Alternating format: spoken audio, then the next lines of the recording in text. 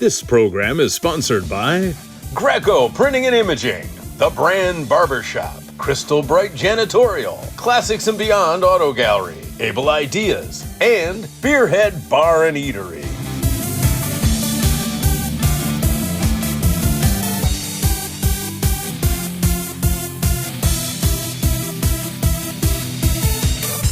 Hey guys, welcome to Comics, Beer, and Sci-Fi. I'm Jill and this is Nick. And today we are in downtown Detroit at the Beer Exchange. And Detroit loves its horror. There are 3 different horror conventions that come to Detroit, and we've got interviews from them that we really think you're going to enjoy. Well, that sounds pretty scary. What are you scared of? Me? I'm scared of running out of beer. Joe Johnson here at the Motor City Comic Con with the lovely Neve Campbell. Neve, thanks for coming to Michigan. I hope you're having a good time. Describe your experience at Comic Con this year. Everyone's been super welcoming and really nice, and it's exciting to see everybody come out and have a good time. What's it like having people come up and tell you how much your work means to them? It's pretty amazing. I think as a screen actor, you don't get that immediate response from an audience like you do when you're on stage. So for us to come out and meet the fans and hear their opinions and see how we have some kind of an impact is really lovely. Speaking of impact, let's talk about the Scream franchise, what it did for the horror genre and what it meant to you in your career. Everything. For the horror genre, it's said that it brought the genre back. I think there had been a big lull in horror films, and we were lucky that we hit at the right time and made a good movie, and Kevin Williamson and Wes Craven as a combo were just incredibly bright with what they did with the film, with sort of making a horror film with a wink at the horror film genre at the same time. It was very intelligent. So that was exciting, and for me, it was my first lead in a movie, and it did really well, so I was lucky. It looked fun. It was a lot of fun. We had a blast on these movies. Pleasure meeting you. Thanks for coming to Michigan. And I'm Joe Johnson at the Motor City Comic Con for Comics, Beer, and Sci-Fi. This is the Q from Comics, Beer, and Sci-Fi, and I'm here with Beard, the grill master, the guy that's going to show us how to make that delicious Sun Devil Burger. Absolutely. So what made you come up with the Sun Devil Burger, besides the fact that you're in Arizona? Well, when I started with the company, we had a green chili burger that we had here. And we brought in great hatch green chilies from New Mexico, and we had originally put a little bit of a Southwest flair to the Detroit-style burgers that we make. And when we were coming down to the new location here at ASU, I was like, we got to have a Sun Devil Burger. So I whipped up a Chipotle aioli to go on top of that. We wanted to kick up the heat level just a little bit with some beer battered jalapenos. So I'm actually looking forward to seeing you make this burger. Do it. So we're going to grab a bun, and it's a brioche style bun. So these are hatch green chilies from the Pueblo Farms in New Mexico. Detroit coating burgers, well, Detroit style burgers are made a little bit different than anywhere else. We take a 2-ounce ball of 80-20 ground beef and we toss it on the grill.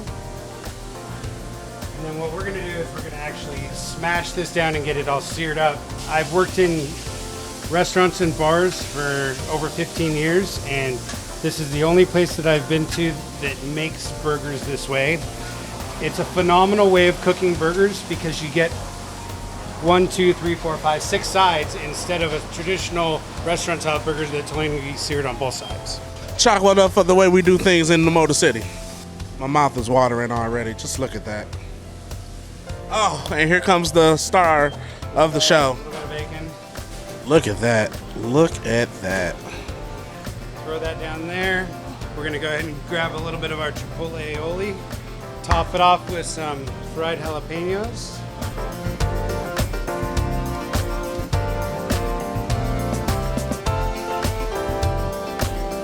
No, that burger is phenomenal. You guys got to come down and check it out, and I'm just going to go stop doing my job and eat this. And I'm standing here with Corey, otherwise known as Female Beetlejuice. How are you doing today? Good, how are you? And what brought on this idea for this costume today? I've always loved Beetlejuice, and I was like, well, you guys can only be Beetlejuice, so I wanted to do it. I've done a couple different variations of it too, but I don't know, it's just fun, it's different, it gets a lot of attention, so. So is this the only character you ever do at Comic-Cons? No, I've done a Sith Joker, I did a gender bend on Riddler before, and I've done Harley Quinn. How long did it take you to make this costume? The makeup and putting everything together was about 2.5 to 3 hours this morning, so it depends on how quick I go, but... All right, so then do you prepare, like when you come to these Comic-Cons, do you prepare to get in character? Like what would female Beetlejuice be? Yeah, it's a lot of posing in the mirror to see like how Beetlejuice would pose for pictures. You feel like a fool for a bit too, but it's worth it in the end, so... Do you find now if people say your name 3 times, you just pop in at their house? Yeah, that's usually what people are hoping for, but you know, it's my discretion on that one, so. Damn it. I was going to use that later. Well, once again, Richie Rounds be alone tonight. No Beetlejuice. Hey, this is Mark at the Astronomicon 2019. I'm here with John Kassir. You know him from Tales from the Crypt, where he plays the Crypt Keeper. Hey, how you doing? Dude, I got to watch out for my job. That was a pretty good impression. So, what do you like coming to these cons? You know, first of all, I'm a horror fan. The Universal horror monster movies were my favorite as a kid. Abbott and Costello Meets Frankenstein is still my favorite comedy. You know, I enjoy meeting the fans that have kept Tales from the Crypt dead and alive all these years. But to have something that you loved, I collected the comic books as a kid. And for, you know, the main thing people remember me for these days is, you know, it's fun for it to be the thing that I loved the most as a kid. So I really enjoyed it. I'm sure there's some people that come to these that the project that they're known for is like they hated it, or it was like, you know, just some flash in the pan thing that they did or whatever. Being a voiceover actor, who was some of your inspiration for doing voices? First of all I had to do was watch a bunch of cartoons, which I did. But yeah, of course. And then, you know, you used to see all these, a lot of comedians that used to do voices and characters, and I love Peter Sellers and all that stuff, because I started out as more of a physical comedian. Sometime early on in my career, I was doing an off-Broadway show about stand-up comics, and they asked me to be on Star Search as a comedian, and I was like, I'm not really a stand-up comic. And they were, well, you can win $100,000. And I'm like, yeah, I'm there, you know. And you beat out Sinbad. That's right. And Rosie O'Donnell in the semifinals, and a number of other, you know, life career comics along the way. But most of my act, because I didn't really have an act, was doing a lot of my voices and characters and that kind of thing. So that's when I really started developing it more. Well, going back to when you got the job as the Crypt Keeper, you actually beat out a couple big heavy hitters, Michael Winslow and Charles Fleischer, who did Roger Rabbit. What was that process like in auditioning for that job?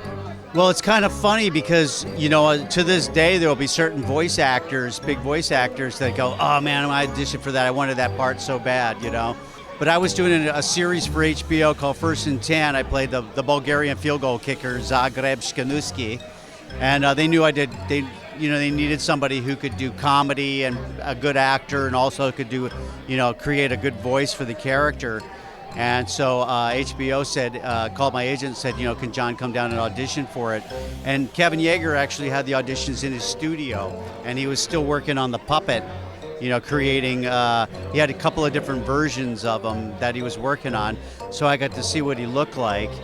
And he was just recording me on a boombox, you know, and I started doing the voice that I was doing, and he started going like this, and it made me start laughing. So I was kind of like, you know, okay, the guy laughs at his own puns and his jokes. This is great. This is perfect, you know.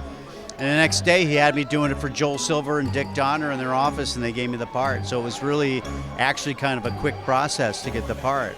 I have a lot of people that come up and they of course they go, hey, I do the Crypt Keeper, and you're like, okay, let me hear it.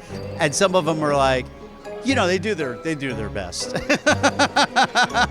Like me. Yeah. No, yours was good. But I mean, some people actually are pretty good at it, you know. Comics, beer, and sci-fi, kiddies. Tales from the Crypt. Here at the Astronomicon. We're going to hear from some of our sponsors, but don't go away. We'll be right back with more comics, beer, and sci-fi. Stop what you're doing and come check out how we do things here at Able Ideas Comic Book Production Company.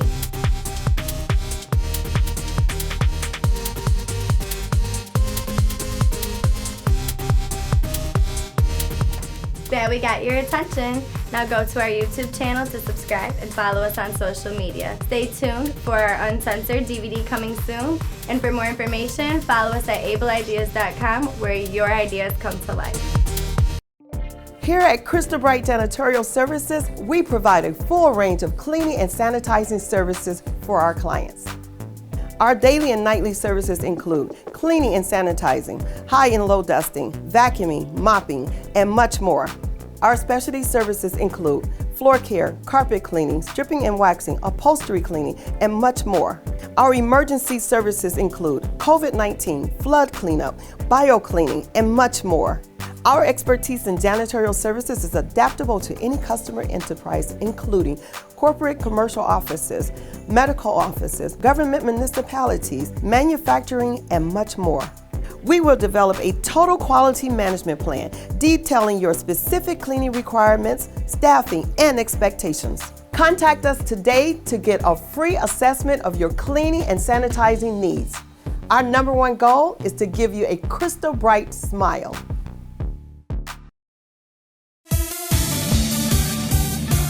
Welcome back to Comics Beer and Sci-Fi on CW50. Hey geeks, it's Jill with Comics Beer and Sci-Fi, and I have the pleasure to be here today with Chandler Riggs. How are you? I'm great, very happy to be here. It is so awesome to meet you. I am a fan myself. I've been watching the show since season 1. You guys lost me when they killed off Glenn and you, so I was like heartbroken. How was that to be a part of such an iconic show growing up on it? Oh, it was incredible. I mean, I was 10 when I started on the show and 18 when I wrapped. So growing up, like having my entire childhood on a show like that was just so incredible. I got really, really lucky. It was great. That's so awesome. So like you literally grew up on the show, like we watched you grow up. So that's so cool. So what's it like when people come up to you and they're like, oh my God? Oh man, well I've been doing these conventions for about 11 years, so it's kind of just routine at this point. But I love it. It's great. I love meeting the fans and really getting to hear and feel how they feel about the show and the characters and everything. It's really, really cool. I know the fans get really involved. It's almost like we have emotions for the characters, so it's like intense. Walking Dead is a nice, iconic zombie show. Were you always like a fan of zombies as a kid? Not really. I mean, I played like zombie killing video games, things like that. I'm super into gaming and whatnot, but I wouldn't say that I'm like as much of a horror fan. I'm definitely the most uncultured actor that you will ever meet. Yeah. I love that. Yeah. So you're a gamer. What's your favorite game right now? I think my favorite game right now is Hunt Showdown. It's incredible, but I've been getting back into a DayZ kind of grind. But yeah, I bounce around a lot, play a bunch of different like shooters, some League of Legends here and there. Very cool. I love that game too. So do you have any favorite superheroes or villains? I got to like the Flash is like really high up there. Yeah, I used to love the show on the CW. So yeah, huge fan of the Flash. So any chance we might get to see you play the Flash in the future? I have been like trying to get onto that show for many years, but put him on the Flash. but yeah, we'll see. It's such an honor to meet you, and thank you so much for giving me your time. And enjoy the con. Get to walk around if you can. Definitely, yeah. Thanks for chatting with me. I appreciate it. See you guys next time. Comics Beer and Sci-Fi. Hey everybody, it's Nick with Comics Beer and Sci-Fi, and I'm here with television legend Mr. Butch Patrick, Eddie Munster himself. Thank you so much for talking to us, sir. My pleasure, Nick. Okay, so you got to tell us, how, in the mid-'60s, The Munsters was not your typical sitcom. How did this project come about, and how did you become involved? Well, you got to remember what the 60s were all about. Before The Munsters, I was doing a lot of acting, but we were doing things like Mr. Ed, My Favorite Martian, I Dream of Jeannie. So non-reality based shows were all the rage. Very funny stuff, a lot of comic actors, a lot of comic writers are out in the West Coast writing some awesome scripts, and The Munsters just happened to fall into that genre. And so when you first heard about The Munsters, how was it sort of pitched to you? My agent, I was living in Illinois, and they had actually cast it with another kid and another mom, and they decided that they wanted Yvonne DiCarlo. They changed the name from Phoebe to Lily, and then the kid they had, they weren't happy with him, so they flew me up from Illinois to L.A., and I didn't know anything about it until I got to the studio, and I looked at it, and I go, monsters? And, I had made all the models. I knew who they were, but I never thought I was going to be into production to a sitcom. And lo and behold, 2 years later, the show was made. I mean, it was on for 2 years, and 55 years later, it's still popular. I still watch it myself very often. And so, but after the show ended its television run, you guys did a feature film, correct? In color, no less. Yeah, they were thinking about doing a third season, but there were some issues with who was going to pay for it. So they decided to shelve the idea for a third season, but they did make a color movie, Munster Go Home, which then was a great hit.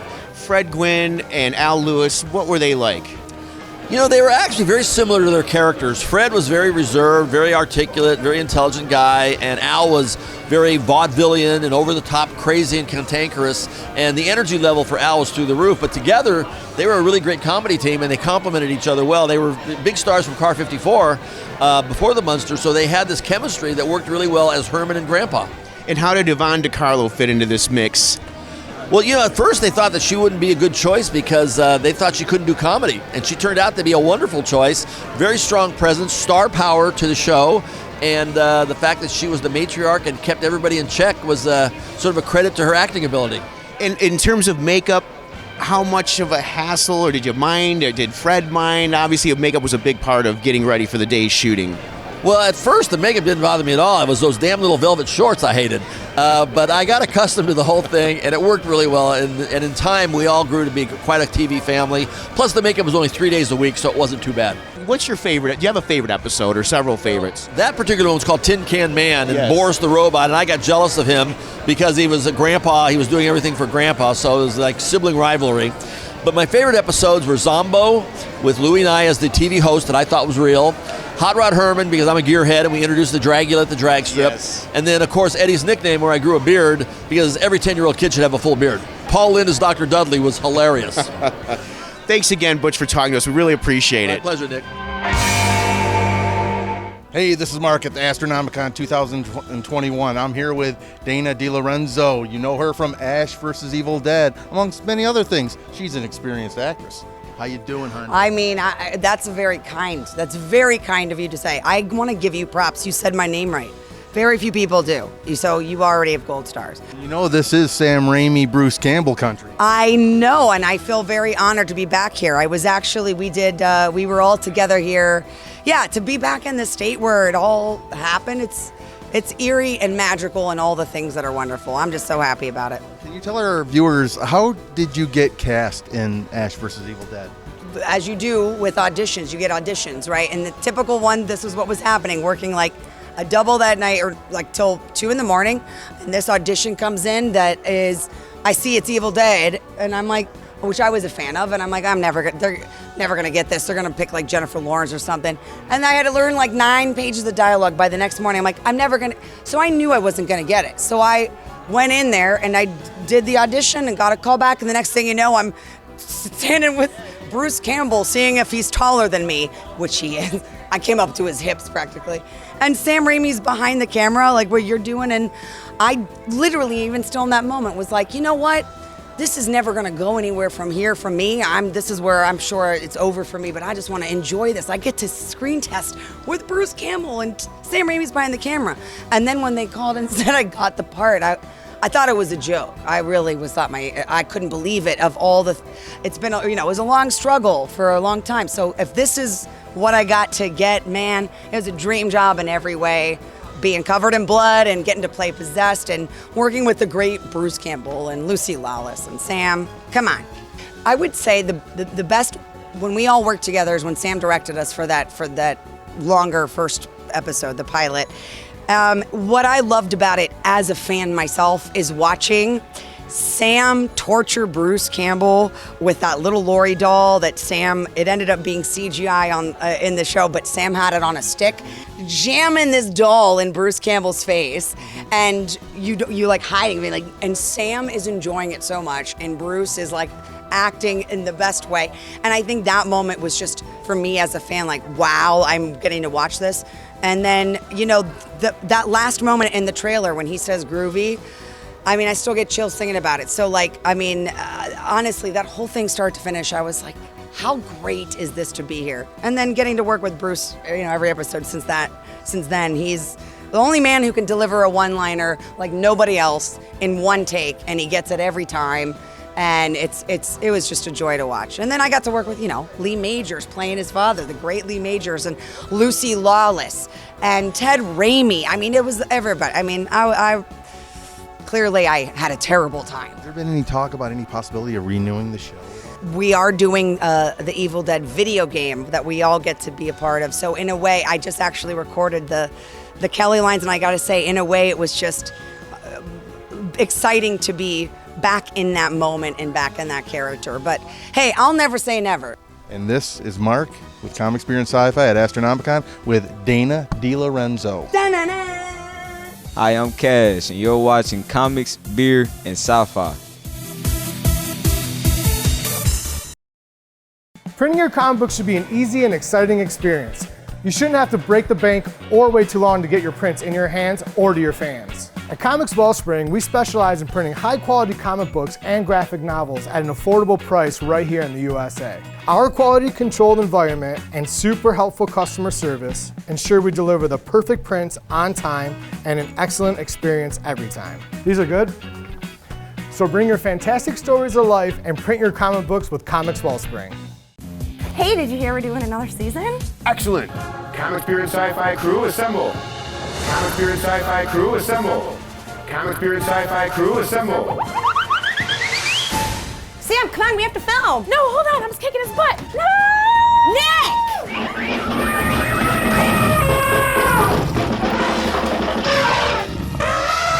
Well, it's great to have the gang all back. Be sure to check us out on TV and social media. Hey, welcome back to Comics, Beer, and Sci-Fi. Thank you for sticking around. Hi guys, this is Samantha with Comics, Beer, and Sci-Fi, and I am here at the Beer Exchange in downtown Detroit with Maddie. I am very curious to learn about what this place means. Like, what is the concept here? I've heard of kind of like the stock market, so I'm curious. So here at Detroit Beer Exchange, the stock market concept is based on supply and demand with 15-minute trading periods. So we're mimicking what happens on Wall Street, with occasional market crashes where everything goes from maybe its highest point to its lowest point, and some. So it's the ever-evolving happy hour is what we like to call it. So. All right, cool. And then I was looking at the beer menu a little bit. I actually ordered a Goes, if anybody was curious. I do like the sour beer right now. But tell me about some other beers on draft. Do you guys have mostly Michigan, or do you guys do like out of other state selections? Yeah, so for as vast as the beer world is, our curator is really good, very knowledgeable. Obviously, we want to be Michigan first, but with everything that's going on, it's really hard to be only Michigan. There's so many great up-and-coming breweries. Also, since I know that you are the executive chef here, tell me a little bit about the food menu as well. Yeah, so we kind of base everything on just like how approachable it can be. Whether it's the beer and the curated list, we want to make sure that we have something for everybody. At the same time, it's the same way with the food. So I'd say it's very American, bar focused, but we put a little spin on it to elevate it. We went from sort of limited menu, and now we're trying to focus on bring it back to a restaurant and not so much a bar, because that's what we want to be recognized as. Thanks, Matt, so much for today. This is Samantha again with Comics, Beer, and Sci-Fi. Hey, comic book geeks and your sci-fi freaks. Comic book Casey coming at you from Comics, Beer, and Sci-Fi. We are at Samurai Comics in Phoenix, Arizona. So I am here today with Mr. Thomas Healy. He is currently the editor of Spawn comic books, which means he works with Todd McFarlane, which means he has one of the most awesome jobs in the freaking world. I'm so jealous of you, man. How are you today? I'm doing great, man. Thank you so much for having me on here. So now, how long have you been with Todd McFarlane doing the Spawn editing? Editing Spawn going on 2 years now. It'll be 2 years in November. Okay, and how did this come about? It really was, and I'm sure people are going to hate hearing this. It was just being in the right place at the right time. One of my best friends was the former person that kind of ran the company, the comic part of it. She moved on to bigger, better things within the company, and they needed someone to fill her slot. And she's like, hey, I know you can do this. How do you edit such an iconic comic book like Spawn? I totally accept the fact that sometimes when it's not done perfectly, the fans love to call me out on it, and that's okay. That is part of the job. It's very stressful. Like we said before, it starts off with some heavy drinking sometimes. There you go. Because it is a nerve-wracking thing. Where we've got now four 4 different titles currently in the works. So we're editing a different book every week now. But yeah, it's a lot of rereading the same issues over and over again, making sure that the art matches the dialogue, making sure that if somebody's using a character in one form or another, that it doesn't conflict another use of that character. The other big part of my job, which I think is one of the more fun ones, is I've had to read through at least once everything that has ever been put out for Spawn, because we want to maintain the continuity. And I'll be the first to admit that after 300 plus issues, it is not always easy to make every single tiny bit of continuity match up. Man, thank you for coming out and meeting with us here. Thank you very much for having me. I hope everyone is enjoying Spawn. And thank you very much for having me on the show. This has been great. Yeah, likewise. Get that Spawn, y'all. This is Richie Rollins from Comic Experience Sci-Fi. I'm here with Lloyd Kaufman and the... Tish. Tish. And Sadie, the Tromettes. The Tromettes. Mr. Kaufman, Yes, sir. you started in a different century. Yes, indeed. Troma's the last of the real independent studios. We're 46 years old, and we just set up Troma Now.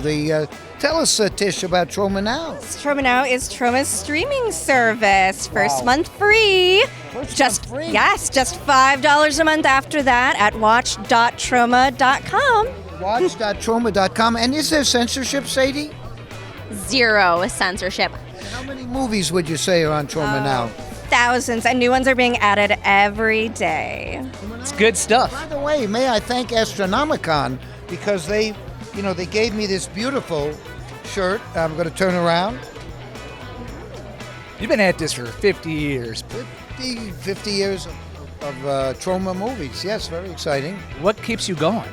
Well, when we started the company with Sadie and Tish back in 1974, we wanted to be independent. We didn't want people telling us how to make our movies. And that's why I'm wearing a cardboard belt. And how do you like coming to these Comic-Cons?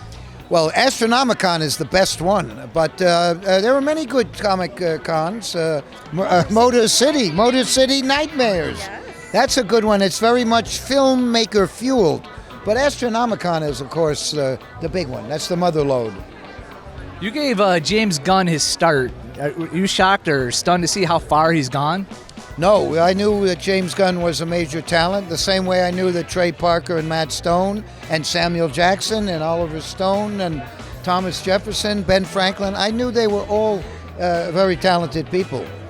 This is Richie Rollins here with Lloyd Kaufman and the Tromette. Keep watching Comic Experience Sci-Fi. Well, that does it for another episode of Comic Experience Sci-Fi. I hope you weren't too scared. And if you want to see more clips of horror icons, you can go to our YouTube channel. Make sure to click and subscribe, and don't forget to follow us on Instagram, Facebook, and Twitter. We'll see you next week for some more geeky goodness.